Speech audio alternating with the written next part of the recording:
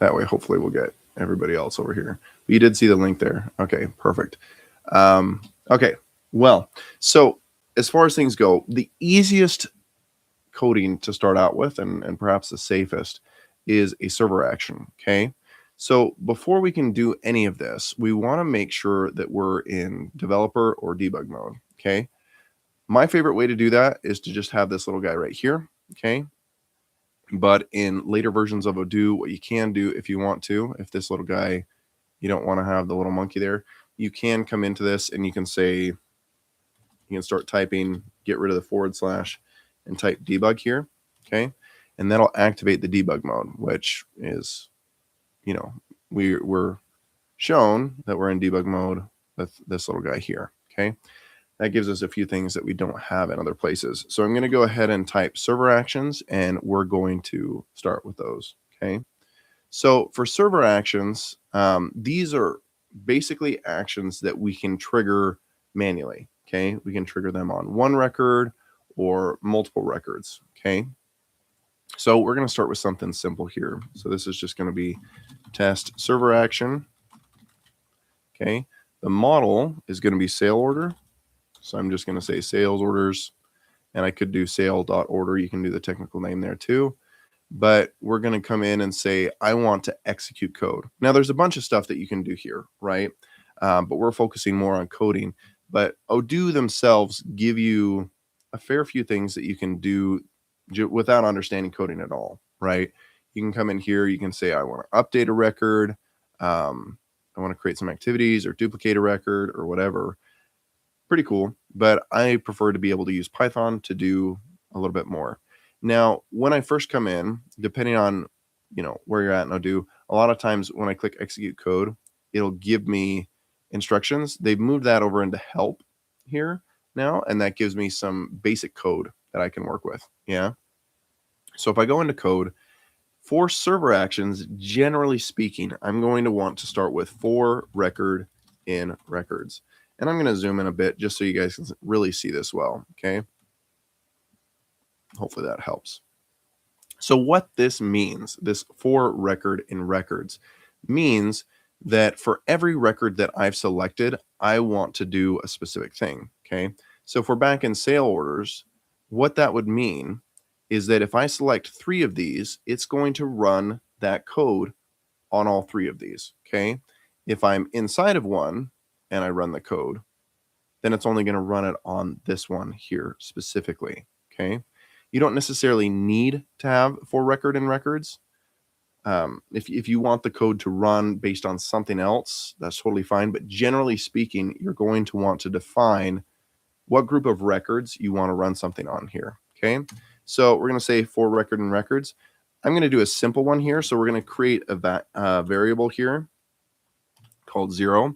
And we're just going to count our records here. Now, there's a couple ways that we could do this, but this is going to be a simple one. So we're going to say count plus equals 1, which means we're going to add 1 to count right here. You could also get away with just saying count equals count plus 1, okay? And then we're going to raise a user error. This gives us a little message that pops up, and we're going to say, okay, I want to see how many records I have. So we're starting with 0. For every record, it's going to add 1. And then it's going to raise a user error that gives us the number of records, okay? Nothing too complicated here. We're going to go ahead and confirm this. Make sure to create the contextual action. If you do not do this, you're not going to see this action where we need it, okay? So before I refresh, if I go back out to quotations, I'm not going to see the action here. This is where it should show up if I have a contextual action. If I refresh, now when I do this and go to actions, where is my test server action? Let me refresh one more time. There it is. Okay.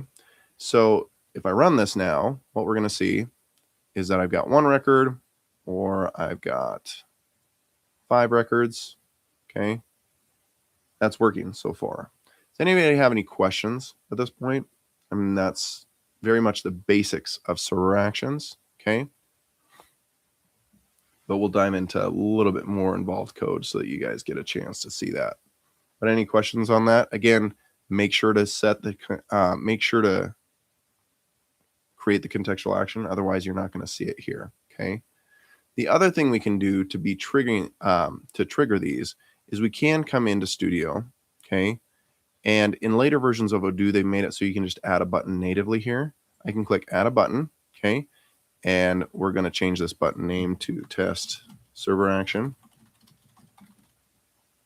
And we're going to leave the button running a server action. Now, for the server action to show up, depending on which version of Odoo you're in, you do need to make sure that that contextual action is there. Otherwise, you're not going to have much luck finding it. So if we click test server action right here, now what I have, instead of having to go into my actions, is if I select all these, I can click test server action, and it says, oh, you've selected 24 of these.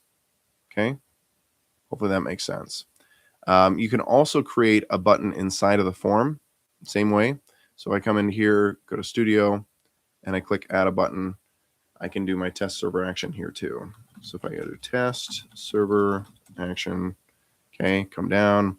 Again, I need to have created that contextual action for this to show up properly.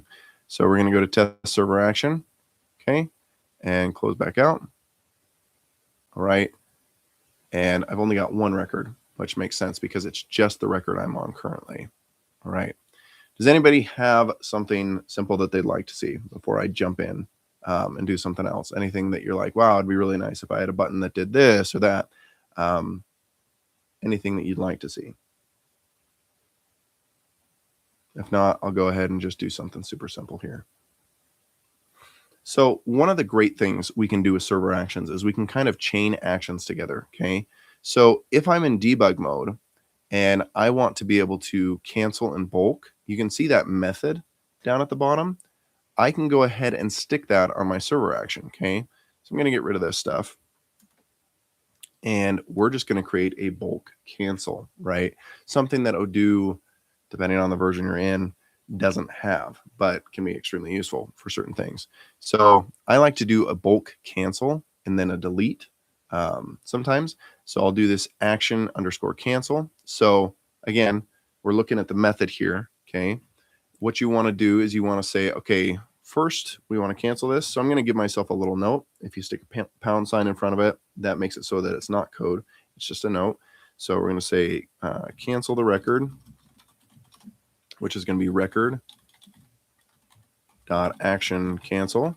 Okay, again, coming back here, I got this guy, action underscore cancel, and then we're going to delete the record. So, and this is going to be record dot unlink, which is basically Odoo's base delete function. Okay, good one to remember. So if we come back out to quotations now, and I say, okay, I want these three gone, I'm going to go to test server action. These should cancel and delete. Easy peasy. Nothing too crazy there, right? Because normally, if I came to delete this, Odoo's going to say, hey, you need to cancel this first. So if I delete this, it says, no, you need to cancel it first. So instead of us having to go through that whole thing, we're just saying, I'll just cancel and delete at the same time, okay?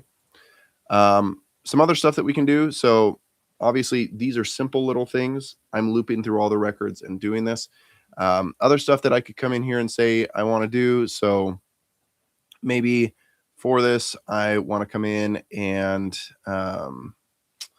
let's see, something that we could say here fairly easily and not be sad about it. So salesperson is Mitchell admin. I'm going to go ahead and create another user right here. So maybe Mitchell's handing some stuff off. As part of that, he's giving some sales orders to somebody else, right? So what I'm going to do is we're going to go to users, and we're going to create a new one. And this is just going to be new guy and new guy at test.com. We're going to go ahead and save that. Okay. So for this sort of thing, we need to be a little bit careful just because there's a few different things that we need to be aware of here, but I think this is fairly illustrative, so this will help. So what we're going to say is we're going to say set salesperson to new guy. Okay. So what we need to do here is we need to find the field that we want to set first. Okay. So if we're in debug mode, this question mark gives us all the information that we need. What we're going to say Sorry guys, a little plugged up. We're going to look at this field user_ID. Now, the thing is that we want to make sure, because it's a many-to-one, this is a relationship field. So we have to pass the database ID to get this properly. So if I want to set the new guy, I'm going to go in and I'm going to say set user_ID. And we're going to say equals, and new guy, if I go over to new guy, his database ID is 7. I can also see that by going in here, and I could look at the metadata, and you can see the ID is 7 if you need that a little bit more clearly. So we can come in and we can say, okay, set it to new guy. So if I come in and save this, and you guys may have noticed I don't need to remove the contextual action and re-add it each time. I also don't need to refresh each time. Once I've done it once, it's totally fine. So if I come into here and I click test server action, now salesperson is new guy, right? And again, I can do that in bulk. So if I grab this here, these 3, and test server action, these now move to new guy. And if I group by salesperson, I should have 4 sales orders under new guy here. Okay. Any questions? Does anybody want to see anything specifically? If you do, go ahead and type it in the chat. We can look at it real quick. Any questions?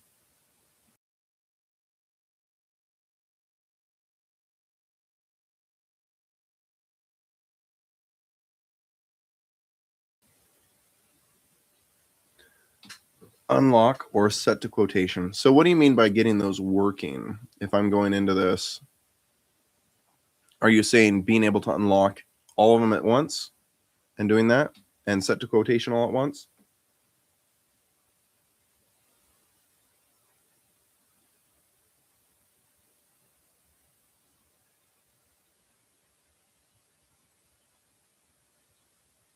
Because if so, what you would do, I'm guessing that's what you're wanting to do.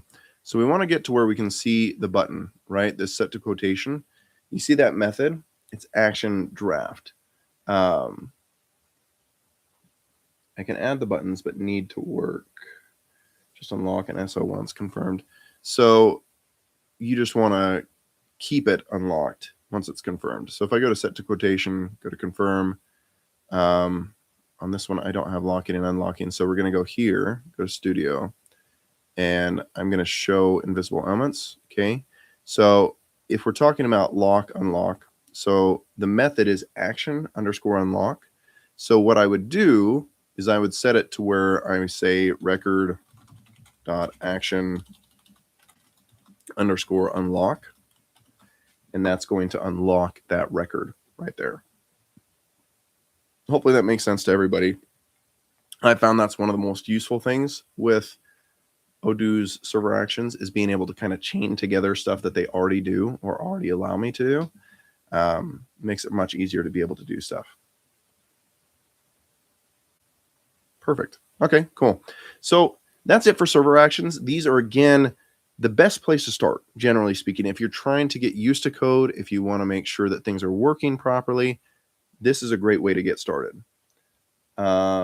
Max, can we make an automation whereby we mark a particular sales order as fully invoiced and fully delivered? I actually, so I don't generally use an automation for that. I use a server action. But yes, I totally do that all the time. So what you want to do in that instance, right, is you want to basically figure out, okay, what all do I want to show up? How do I want this to show up? Okay. So as fully invoiced and fully delivered, okay, those guys right there, you're talking about different statuses, right? And those statuses are driven by a couple different things, right? So looking at it real quick, we've got our delivery status and our invoice status. Not sure why our delivery status isn't on here. We're going to go to orders and we're going to say invoice status and delivery status. Okay. So what Max is talking about here is we want to be able to see fully delivered, fully invoiced, right? We don't want them to show up in other reports where they would. So the easiest thing here, right, if we're not using actions or anything like that that already exist, would be to come into here and say, okay, I want to set delivery status. So first off, we're hovering over delivery status, okay? And I want this to be fully delivered, okay? So I'm going to go into this and say delivery _status. and this is a string, so we need to pass it in apostrophes. So I'm going to, or quotes, apostrophes or quotes, both of them will work. And I need to go into this, and I want it to be what's in the square brackets here. That's the actual value of the field. So we're going to go to full on that. And then for my invoice status, I'm going to come into this and say fully invoiced, which is going to be invoiced in here. So we're going to say invoice underscore status. Just go ahead and grab this. Invoice underscore status. Invoiced. Okay. Hopefully everybody got where we were getting those things. Again, you want to hover over this, look at the field, which is delivery underscore status, and then you need to look at the value that you need to set. Okay. So say I've got this guy right here. I can go ahead and click. Oh, yeah, my button's back in this field over here, or in this guy over here. So we're going to come into this. I got status, invoice status. This guy right here, we're going to go and say, where's my delivery status? I'm going to just add that real quick so we can see it. So delivery status. Drop that over here. Close. Okay. So looking at delivery status, I've got not delivered, and let me grab my invoice status. All right. Not delivered and nothing to invoice. Okay. So this guy right here, we're going to run our little magic on, not delivered, nothing to invoice. We're going to test server action, and let me make sure I'm on the right one here and make sure that we're tracking this. So not delivered, nothing to invoice is sales order 4. Okay. Run that. And sales order 4 now is showing fully invoiced, fully delivered. That work for your purposes, Max? I'm going to wait for Max to respond for a second, but we're going to move on to automations next. Okay. So the coding, generally speaking, for me, I will test out the code first in a server action. Okay. So if there's something that I want to run as an automation, I will set up a server action first, and then I will go from there and I will say, hey, I need a trigger for this. This code's already working. Obviously, now I need to figure out a trigger that works well for this. And thank you, Max. Appreciate the example here. So if we come into this, so say, let's say once we confirm this guy, we want to set the date that's confirmed, set the date that it was confirmed, right? And depending on what you've already got in your system, generally speaking, the order date is going to force this anyway. It can be kind of a pain in the butt, but essentially we're going to reiterate doing that unless somebody else has another example. So before we go into the code, the key part of an automation is making sure that our trigger is working. Okay. Because basically automations are, if this happens, do this, right? That's essentially what we're working with here. So if we go to new, generally speaking, what I like to do is I try to make sure my trigger is working first. So triggers, we have a bunch of different triggers here. I'll normally go to the custom ones just because I find they work much more reliably. So I'll come into this and say on create and edit. Depending on which version of Odoo you're in, it'll have on save or other things. If it's on save, what I'll do is do on save, and then I'll just say, if I'm trying to do something on a creation, I'll say on save, and then I'll just do created on, because that's edited only once, and that's during creation. Okay. But essentially I'm going to say on create and edit, and I'm going to say when updating, and in this we're going to say status, and I'm going to make it so that this only happens when I confirm a sales order. So I'm going to apply this on, and we're going to say new rule, and we're going to say status is equal to, and we're going to say sales order. Okay. So we think this is working, right? So do something when sales order is confirmed. Okay. So we think this is working, right? We think we've got this set up properly. We may or may not, right? So I'm going to save this. We're going to add an action.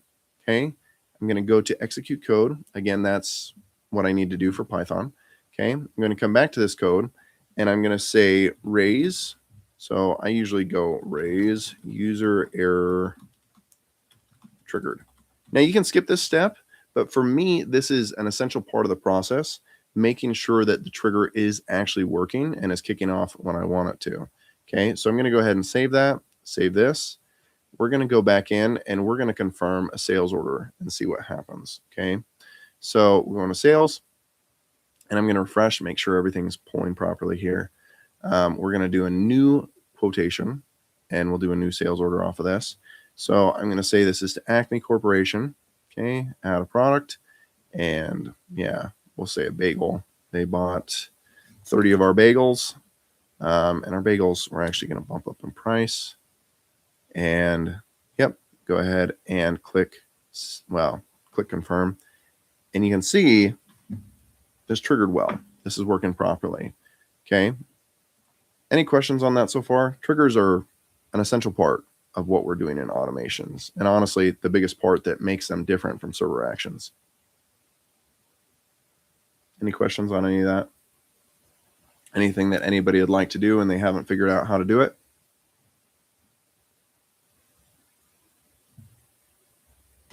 Okay, so one thing I will say about automations and triggers, the most difficult thing inside of Odoo for me when it comes to automations, generally speaking, is trying to make sure that the order of operations is right. And what I mean by that is that it may be that I'm trying to run the action based on something that is being created as part of the confirmation process.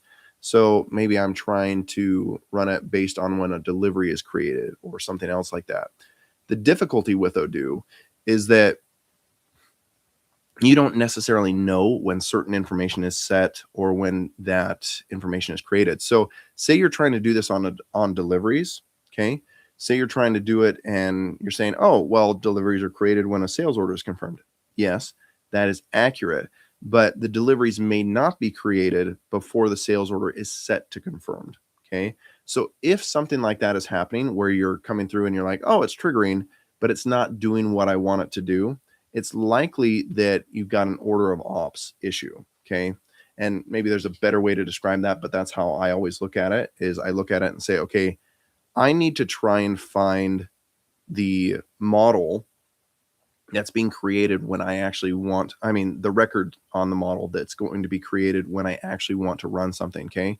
So for deliveries, just as an example, the difficult thing is you may need to set this automation on, say, the stock move level or the stock move line level or on the transfer level. Again, those are deliveries and then all the layers underneath them.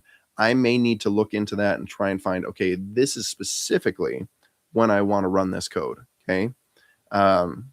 That's what's tricky about automations. That's the biggest thing that I find trips most people up, is the order of ops, okay?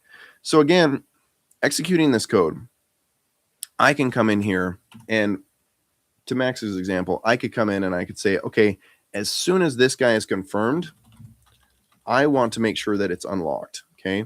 So coming back into this, really happy about this. This is good. We're going to come in and we're going to view and show invisible elements. And I'm going to make sure that this is unlocked, okay? So I'm going to call action unlock, but if I hover over this, I can see action underscore unlock is here as well. So we're going to go to record, action underscore unlock. Now you got to be careful with some of this stuff because we don't necessarily know what all this is relying on, what error tracking action underscore unlock has on it. I mean, if the record isn't locked, it may say, hey, there's nothing to unlock here. Sorry, I can't do that. It very much depends. So we're going to save this. We're going to come in. We're going to close. Something to note as well is that raise user error stops the rest of the code. It won't execute fully if we have that there. It's not just a message box popping up. It does block things from happening, okay? So you can see this is not confirmed yet as a result. So if I click confirm now, it should let me come in and we should see that this guy is unlocked. So if I come in here, I'm just going to go ahead and drop it in here so we can see it. So let's see. I always forget what the field is for lock. Oh, easy enough. Locked, unlocked. So if I come over here, this guy is not locked. So that worked really nicely. Yeah. Any questions on that? Anything before we move on? Just because for me, Automations, very similar to server actions as far as the coding and everything like that. You can do all the same stuff. You don't need to do the whole for record in records because this is all happening just on this one record by default. Okay, we just call record right here. It's already part of what Odoo is seeing, and we can work with that. Okay. Any questions?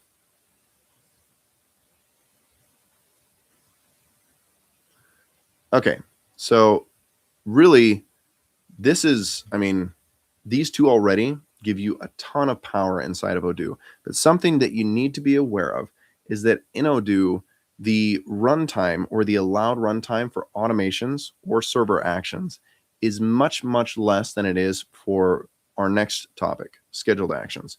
So the hard thing here is that a lot of people will try and run something fairly heavy hitting in an automation or something fairly heavy hitting in server actions, and it just won't finish, right?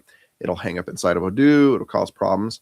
And so for a lot of that heavier hitting stuff, you may want to go to a scheduled action and do it there instead. So what I'll do for a lot of this stuff is I'll use an automation to set a flag to say, you know, you need to run a heavier hitting thing on this whenever it runs. We can do that. But for some reason, inside of Odoo, the scheduled actions get about 10 minutes to run, which is a ton of time for code and everything like that. That obviously is something that you need to be careful of because it can really slow down your system if you're running something heavier hitting. So what I'll do, and let's go into scheduled actions before I start saying what I'll do and everything. But what I will do in a scheduled action is I'll make sure that I'm running it on a smaller data set if it's running during the day. If it's running at night, I don't generally worry about it quite as much because it's totally fine. Okay. So scheduled actions. So we've started with server actions where essentially we click a button, we run it on a bunch of different records manually, right? Then we went to automations where it's triggered based on a change inside of the system or, you know, something else, right? I mean, you can do timing conditions as well. There's a bunch of different stuff that you can run automations based off of, but it's based on something happening in the system, okay? Scheduled actions run based on the passage of time, right? Oh, bulk set vendors. That's a good question, but we'll have to come back to that in just a second here. So side note, vendors are actually set on a vendor price list item. They're not set directly on the product. You could have another field called vendor if you want to, another field called manufacturer if you want to, but that's not base Odoo. It's kind of confusing because the field is named vendors. Not super helpful of Odoo doing that. Anyway, so these scheduled actions, okay? These guys right here don't already have any records selected, right? So I'm going to say this is Andrew's wonderful example.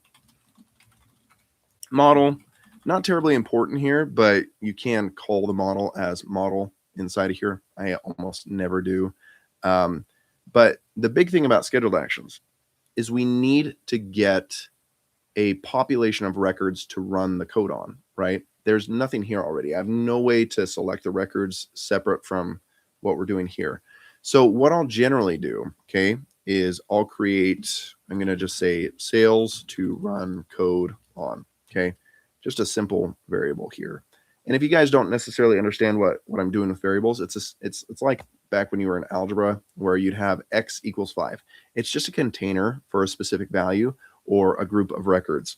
So I can come into here and I'm going to say, okay, I'm going to grab a bunch of sales that we want to run a piece of code on here, okay?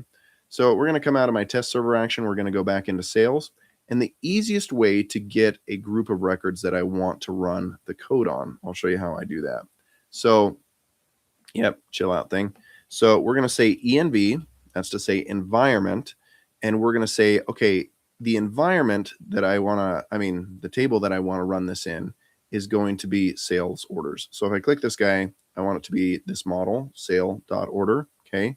In older versions of Odoo, you could actually see the model up in the URL. They've changed that, got rid of it, kind of sad. But we're going to go into this and say sale.order, and we're going to search, okay? And we're just going to do the first set of parentheses here.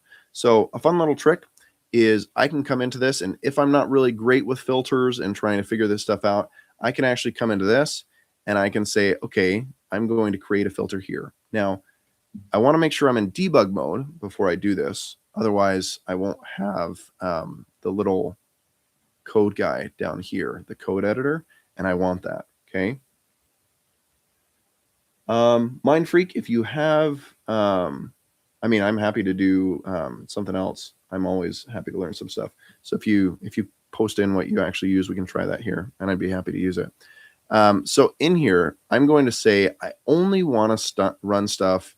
I run this on anything that is for Mitchell admin, right? So you can see this user ID in 2. Okay, so I'm going to click search.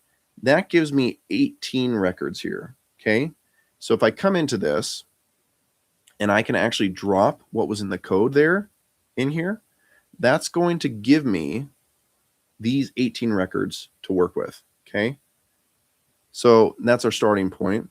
Right now, we're going to look and see. So what I like to do, very first thing, anytime I do a scheduled action, is I like to make sure that I'm getting what I want out of this. Okay, so I'm going to say len, which is to say length of sales to run code on.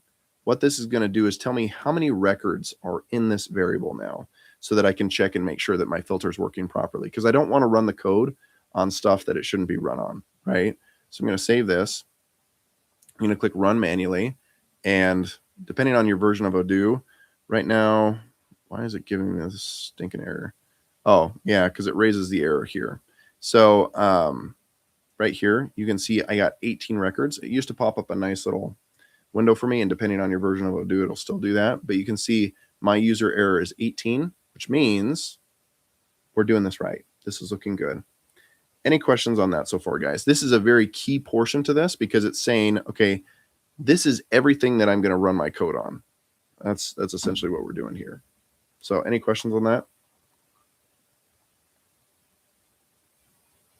Okay, we're not going to worry about it then. So that was my little check. So what I'll do is I'll say for sale in sales to run code on. So for each one of these sales, I'm going to do this. And I'm going to build this out. Okay. So each one of these 18 sales are going to get hit by this. Okay. And they're going to get hit by, I mean, they're going to get hit once a month. And the next time this is going to happen is today at 9:35. Okay. So I'd go ahead and kick that out in the future so that I don't have to worry about it, you know, not running when I want it to. But you can run this. It'll say that you could run it every minute, but I found, generally speaking, you're lucky if it runs more often than every 5 to 15 minutes. 15 minutes is about the sweet spot if you're wanting to do something a little bit more regular than this. So I'm going to say every 15 minutes. We should see this guy go up if it is actually working. Like if you come back and check this a day later and this has not changed, then you set this accidentally sometime in the past and it's not running. Okay. So you need to make sure and check those things, make sure it's active. And on older versions of Odoo, there's actually a field in here that tells you how many, or asks how many times you want to actually run the code. Okay. You want that to be a negative number if you want this to never go down. If you only want this to run 5 times, you set it 5 times. And once it's run 5 times, that'll be it. It'll be done. Okay. All right. So all that being said, now we can set this and say, okay, for every sale in these 18, I want you to do something specific. So we're going to come into this and say, okay, maybe we'll change the number. We want our number to have Mitchell admin, you know, MAS in front of it, right? So we'd come into this and we would say, okay, I want to check first if this name already has MAS at the front. Okay. So we're going to say if sale.name, and if we're setting the value of something, we need to put it in square brackets. But if we're just calling it and looking for that information, so we're saying for the sale that we're on right now, I want you to pull the name field, which is this guy right here. And I don't know why I'm pointing. You guys can't see what I'm pointing at, but essentially this name here. Okay.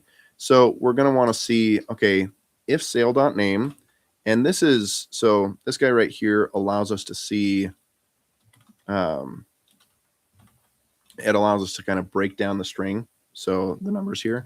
So I'm going to say 02 equals MA then we're going to, well, we're going to say if sale does not equal that, then do this. So I'm going to raise a user error because I don't do the strings very regularly. And so I'm going to say, well, I want to see what this guy is so we can make sure we're comparing to the right thing. Okay. So I'm going to go ahead and run that manually and we're going to see what we got here. So if I scroll all the way down, currently SO is my first two characters. So this is working out properly. So what we want to do is we're going to say if that guy isn't there, we're going to comment out this guy. And we're going to say if it's not there, I want to say sale name equals MA plus sale dot name. Now we can do that plus because both of these are characters or character fields. If it wasn't, I'd probably have to wrap this in a string just to force that. Otherwise, I'd get an error. But let's see what this does here. Okay, so this is basically saying for every single sale that is for Mitchell admin, we want to come through and we want to make sure that it has an MA at the front, right? For some reason, we want to set that up to where we can easily see, okay, Mitchell admin is the guy that did this sale. Okay, so we're going to come into this. We're going to click run manually. We're going to come back, refresh, and now we have all of that. So actually really powerful. That's kind of a silly example, but what I've seen a lot of people do is they'll scrub through and they'll fix records, especially if they can't think of a trigger for an automation or something like that. They'll do this and they'll have it scrub on a regular basis, come through, clean things up, and take care of that. And for heavier hitting stuff, this definitely makes much more sense to do it this way. Any questions so far? We've basically gone over the 3 different areas where we can drop code in the front end of Odoo. But I'm going to open up the rest of the time to questions here and see what you guys are wanting to learn more about, or if you have any examples that you'd like to see, or if you have any questions about the processes here.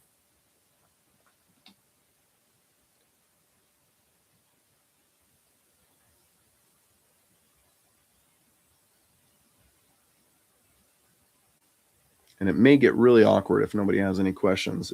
If nobody does, then I'll go ahead and just find something else to show you guys if you'd like, but we'll see what everybody says.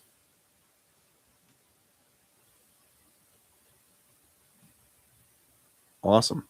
That is a good question. So automated job number sequence in projects. So are you saying that you want it to be very similar to what we have for an automated number sequence here? And yeah, good point. You did ask that first. I'll do that, guy. Question about setting vendors on products. So if we were to go to products, right,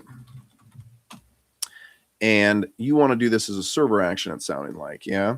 So in here, you want to be able to say, this guy, how would I set a vendor for all of these? Yes, that's what you're asking.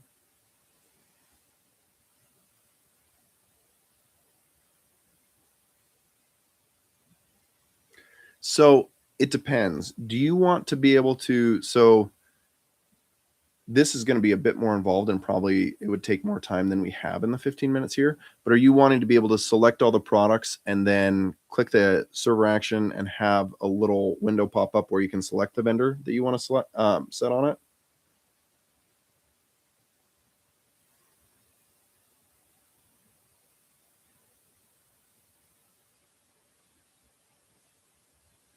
Okay, so that's a little bit more involved because we have to create a model for the wizard, and then we got to create a few other things, okay? But what you could do, an easy way that we could potentially, trying to think of an easier way that we could do it. So the easier way around this, if we wanted to do this in bulk, right, is we could come in and we could say, okay, I'm going to drop in a many-to-one contact field here, and we're going to call this vendor, okay? So we would come here, I'd go to contact, and I would name this vendor, okay?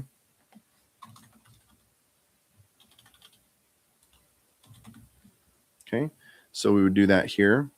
That's a simple enough thing to do. So I would come into this and I would say, okay, I want my vendor on these 80 to be Abigail Peterson, okay? So Abigail Peterson is set now. So what I would do at this point is I would say I'd probably create a server action called push vendor to vendor price lists, which is what you're looking for here. Let's see, so new, and we're going to say push vendor to vendor price list. Okay, so the easy thing to do here is to go to product, and this is on the product template level. Got to be careful with that. So we're going to execute code, and we're going to say for record in, and that's an explanation. I don't want it in the explanation. Not sure why that's the thing that comes up first. For record in records. Okay, so what we want to use here, at least what I would use, is the create method. And for this, so we're going to say for each record, we want to go and create a value in our vendors here. So we need to come into this, click in. We need to get a bit of information. So we're going to go to Studio, and we're going to say purchase here, and we're going to go to more. This is where we want to build it, right? So it's going to need to be in product supplier info. Okay, go ahead and confirm that. So we grab the model, and in here we are going to say, and I don't need this guy anymore. We're going to come in and come back to this, go back to the form, go to the purchase list view. So we need to check, we need to set two things, right? So we're going to edit list view. So our vendor is going to be our partner ID here. So we're going to say partner ID is equal to record dot, and we'll get that in a second here. And our product in here is already set. So we're going to go ahead and show invisible elements. Okay, so the product is this guy. That's going to be our product template ID. Okay, so product template ID, and this is going to be record.id because it's the product's ID. So you can't do record because that passes through a bunch of stuff. We need record.id, which is the actual number here. Okay, so we're going to come through. We are not checking to see if it already exists. That would probably be something smart to do in here, but I'm trying to hurry through this. So if we go ahead and go back to the form and go back to our list view. So if I go to views list, I need to make sure, so this vendor, this is going to be my XStudio vendor. So I'm going to say close record XStudio vendor, and we want the ID. Okay. Go ahead and save that, and I'm going to create this contextual action. What I now can do is if I close out, I'm going to see, once I come in here, all these guys that are set as Abigail Peterson. If I run this action, push vendor to vendor price list, what we're going to see is now when I come in, purchase, I have Abigail Peterson on each one of these. Hopefully that fits what you need there. Okay. I'm going to take 2 seconds and I'm going to change my password, make sure that everything's good there. So let me go into this. And we'll go here. Other questions, though, it seems like they're flowing in. So just a second. Okay.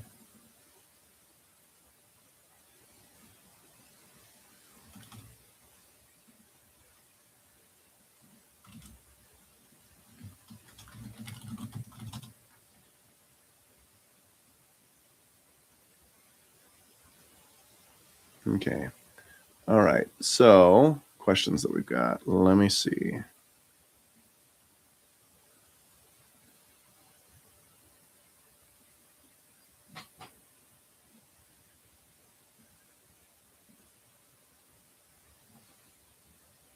All right.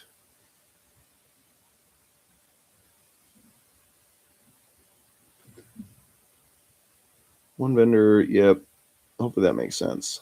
Perfect. Wondering, so the next question was job number sequence in projects. Okay. So do you want it to be like a sales order where it automatically does that sequence? Is that what you're wanting?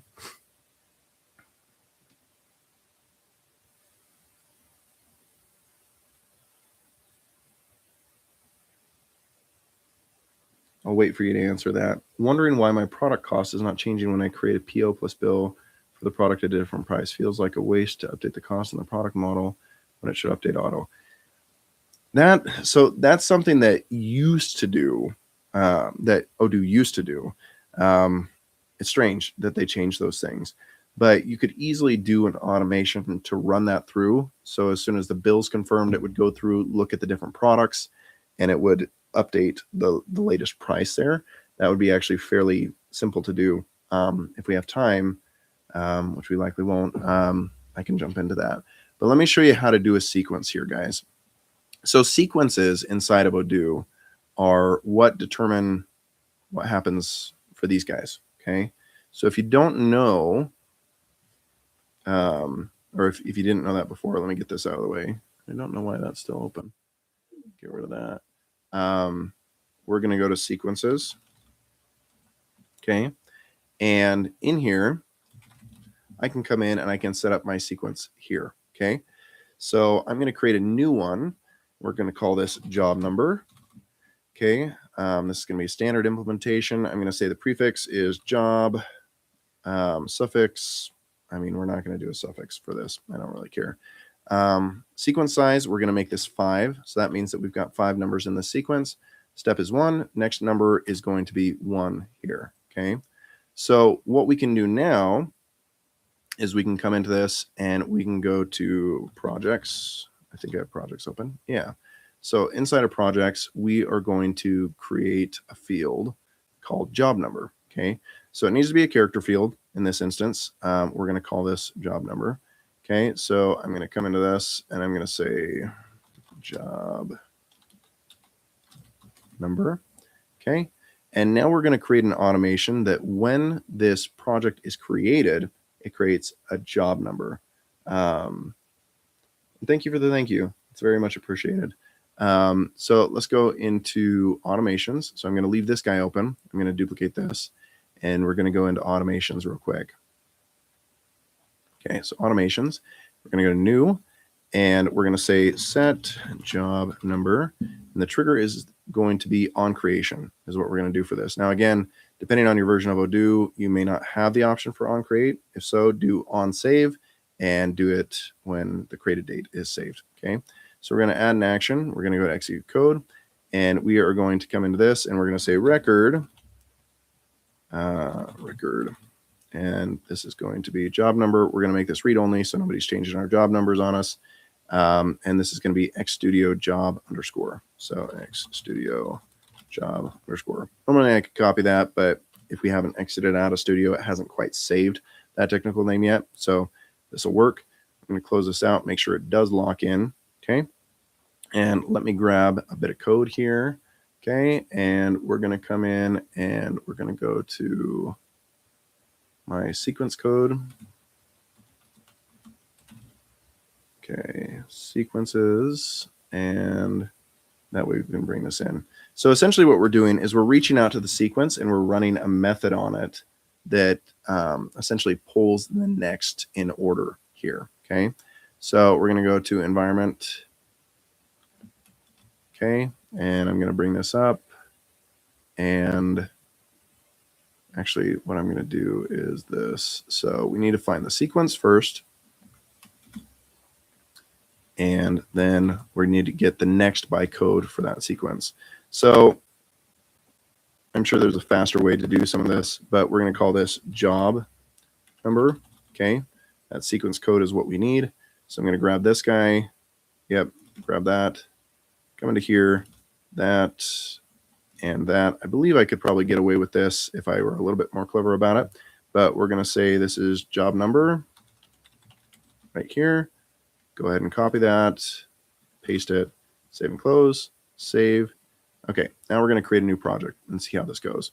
So new project, and this is going to be Andrew test project here. Go ahead and save. Hopefully it doesn't scream at us. No screaming. That's pretty good. So if we go back a step, my job number is this guy. That makes sense?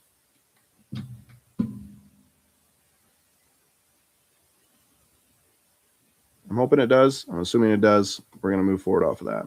Okay, so as far as a bill, when it's confirming, let's see if we can rip into this real quick. So if I go into accounting and I've got vendors bills, okay? So what we're going to do here is an automation based on it. So what we're going to come in and do is we're going to say, okay, I need a new automation. The trigger is going to be on create or save, or create and edit. and we're going to say edit to the domain. The new rule is going to be that the state needs to be, or status needs to be posted. Okay. And on top of that, we only want this to run on bills. So status, not that. So type is going to be just a bill. Okay. So vendor bill. All that stuff being good, what we're going to do is we are now going to loop through all of our stuff. So we're going to say for line, oh, come on, let me type. For line in record dot invoice line IDs. Let me go back to this, and I'm going to close out. Make sure I can get into a bill. That's not the right bill. So go to bills, okay, and noodles, okay. So I'm going to loop through every single one of these here. I'm going to look for the product, and I'm going to set the price to this, right? So this is invoice line IDs. We're going to come into this, and we're going to say if lne.product_ID, just in case, because otherwise we might be trying to set a price on that. So we're going to say line.product_ID dot, and we need to go into products, and I'm going to have to hop before I can finish this. But we're going to come into it, and we're going to say, okay, on these products, I want you to set the cost, standard underscore price, to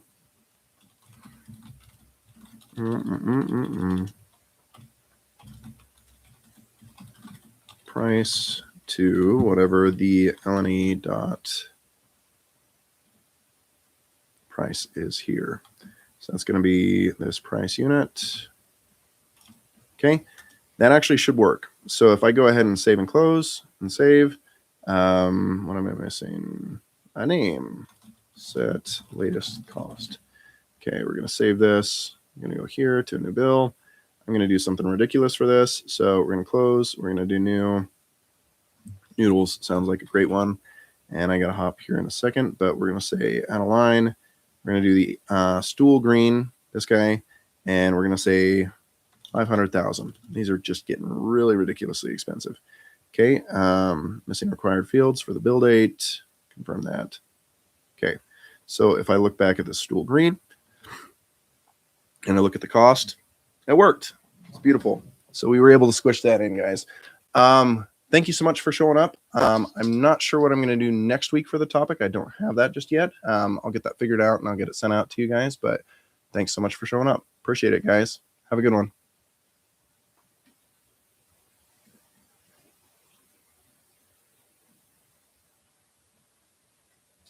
The video will be up, or the video goes in my live section. So it's available right now. You can rewatch it if you want to. All right. Anyway, guys, thanks so much. I'll talk to you soon.